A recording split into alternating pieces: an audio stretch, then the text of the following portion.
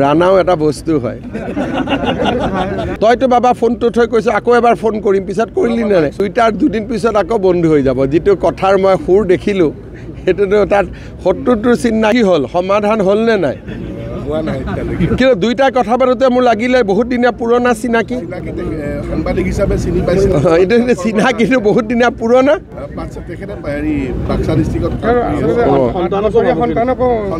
সন্তান কি দুইটাৰ দুদিন পিছত আকৌ বন্ধু হৈ যাব যিটো কথাৰ মই সুৰ দেখিলোঁ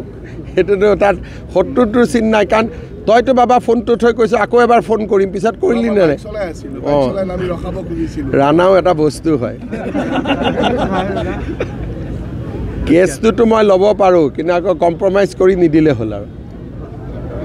বন্ধু আছিলে নাই কওক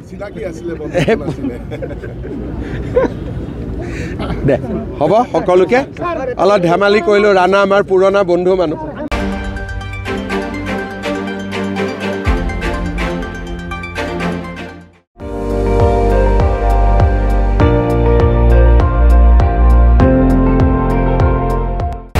আপুনি চাই আছে ND24